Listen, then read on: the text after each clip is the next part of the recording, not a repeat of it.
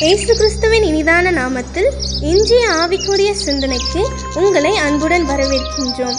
இப்போதும் ஒரு பாடலுக்கு பின்பு உங்கள் சிந்தையை தெளிவிக்கும் ஆவிக்குரிய செய்தியை கேட்கலாம்.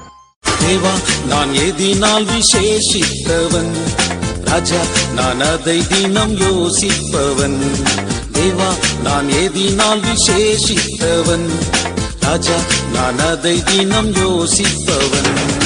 எதினால் இது எதினால் நீர் என்னோடு வருவதினால், எதினால் இது எதினால் நீர் என்னோடு வருவதினால். தேவா, நான் எதினால் விசேஷித்தவன், ராஜா நான் அதை தினம் யோசிப்பவன். ஆண்டவர் இரட்சகருமாக இயேசுவின் இனிதான நாமத்தில் நான் உங்களை வாழ்த்துகிறேன். இந்த நம்முடைய ஆவிக்குரிய சிந்தனைக்காக யோவான் எழுதின சுவிசேஷம் 1:47 நான் வாசிக்கிறேன். இயேசு நாத்தான்வேலை தம்மிடத்தில் வர கண்டு அவனை குறித்து இதோ கபடற்ற உத்தம இஸ்ரவேலன் என்றார். ஒரு வாலிபன் இயேசுவினிடத்தில் வருகிறான். அவனை குறித்து அவனுடைய வாழ்க்கையின் காரியங்கள் அப்படியே இயேசு தீர்க்க தரிசனமாய் பேசுகிறார். எப்படி? கபடற்ற உத்தம இஸ்ரவேலன். திரளான ஜனங்கள் கூடியிருக்கிறாங்க. அவன் அந்த அளவு ஆண்டவருக்கு பிரியமாய் நன்மை செய்கிறவனா உண்மையுள்ளவனா இருக்கிறபடியினால் அந்த கூட்டத்திலே இயேசு பாராட்டுகிறார்.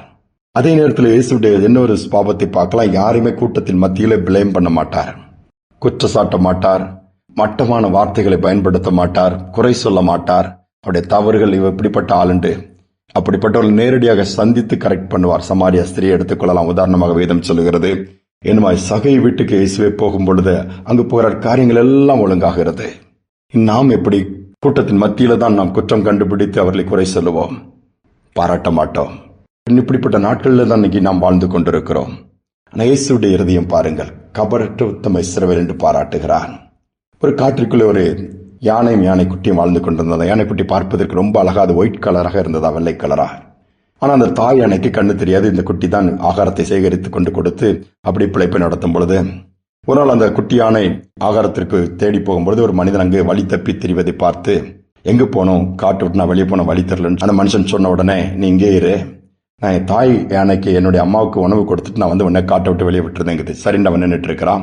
இந்த குட்டி யானையும் ஆகாரத்தை சேமித்து தன்னுடைய அம்மாவுக்கு கொடுத்துட்டு சொல்லுது, அம்மா இந்த மாதிரி ஒரு மனுஷன் அங்கே இருக்கிறாப்புல, வழி தெரியல, நான் காட்டை விட்டு வெளியே கொண்டு விட்டுட்டு வந்துடுறேன். தாய் யானை வான் பண்ணுது, நோனோ அவங்களாம் பொல்லாதவங்க, அதெல்லாம் கொண்டு செய்யாத, நமக்கு ஆபத்து வர வைக்குங்க. இந்த குட்டி யானைக்கோ அந்த மனசை கேட்கல, நேராக கொண்டு போய் அந்த மனுஷனை காட்டுக்கு வெளியே விட்டுட்டு வந்துருச்சு. அவனை நன்றி சொல்லிட்டு போயிட்டான். ஆனா 2 நாள் கழிச்சு பார்த்தா சேவகர் எல்லாம் வந்து அரசன் ஆட்கள் அனுப்பி இந்த குட்டியானை பிடிச்சிட்டு போயிட்டான். ஏன்னா பார்க்க வெள்ளை கலரா அழகா இருந்துச்சு. தாயான அழுதுச்சு, நான் சொல்றதை நீ கேட்கலேன்ட்டு. குட்டியான அரசன் முன்பாக நிறுத்தப்பட்டிருக்குது. அது அழுதுகிட்டே இருக்குது. ஏன் அழுறான்னு சொல்லி அரசன் கேட்கிறாரு. சொல்லுது, எங்க அம்மாவுக்கு கண்ணு தெரியாது, நான் தான் ஆகாரம் டெய்லி அங்க போய் சேகரித்து கொண்டு கொடுப்பேன். எங்க அம்மா இன்னைக்கு ஆகாரம் எல்லாமே செத்து போயிடுவாங்க. உடனே அரசன் என்ன பண்றான், தாயானையும் வச்சு பராமரிக்கிறான். அப்போ அந்த குட்டியான மீண்டுமா ராஜாட்ட பார்த்து சொல்லுது, எங்க அம்மா சொன்னாங்க மனுஷங்கள்லாம் பொல்லாதவங்க, ஆனா இந்த மாதிரி தான் என்னை பிடிச்சிட்டு போயிட்டதும் அப்படிதான் சொன்னாங்க, ஆனா நீங்க என்ன பண்ணீங்க, இந்த மாதிரி அழகா இங்க வச்சு எங்களை பராமரிக்கன்னு சொல்லிட்டு இருக்கும்போது அந்த ராஜாவுடைய குட்டி மகள் சொன்னாலாம், அந்த யானைக்குட்டியை தட்டி கொடுத்துட்டு, உன்னை காமிச்சு கொடுத்த அந்த மனுஷன் பொல்லாத மனுஷன்தான், ஆனா எங்க அப்பா அப்படி கிடையாது, அவங்க ராஜாவா இருந்தாலும் இறக்கம் உள்ளவங்க, அதனாலதான் அவங்க அம்மாவையும் பராமரிக்கிறாங்க, இறக்கம் உள்ளவங்களும் நாட்டில் இருக்கிறாங்க, அது நீ மறந்துடக்கூடாதுன்னு சொல்லிட்டு சொல்லிச்சான். அதுதான் உண்மை. நாங்கள் சில நேரத்தில் நம்ம மொத்தமாக மதிப்பீடு பண்ணிடுவோம். அவங்க குடும்பமே அப்படிதான், இல்லை அவங்களே அப்படிதான், இந்த கூட்டமே அப்படிதான். No, don't underestimate. நம்ம யாரையும் அப்படி தவறாக மதிப்பீடு செய்யக்கூடாது. ஏன்னா ஆண்டவர் அதில் பிரியப்படுகிறதில்ல.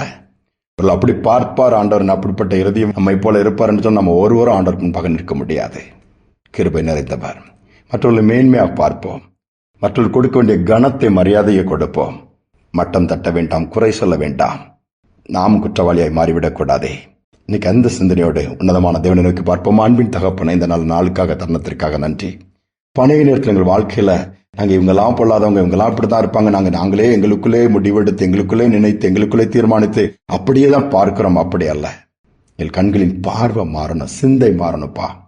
மற்றவர்களை மேன்மையாய் பார்க்க, மற்றவர்களுக்கு உதவி செய்ய, மற்றவர்களை அற்பமா எண்ணாதபடி எங்கள் மூலமா நன்மை உண்டாக நீர் கிருபை பாராட்டுவீராக. அதை கேட்டுக்கொண்டு ஒவ்வொருக்கும் அப்படிப்பட்ட கிருபை உண்டாகட்டும். தாழ்த்தி ஒப்பு கொடுக்க அந்த நாள் முழுதும் நடத்தல் இருக்கட்டும். கைட் செய்கிற காரியங்கள் ஆசீர்வாதம் இருக்கட்டும். பாதுகாப்பு இருக்கட்டும். பெரிய காரியங்கள் செய்யுங்க. துதிகனமாய் உமக்கு செலுத்துகிற இயேசு நாமத்தில் பிதாவே, ஆமேன் ஆமேன். மற்றவர்களை மேன்மையாக பார்ப்போம்.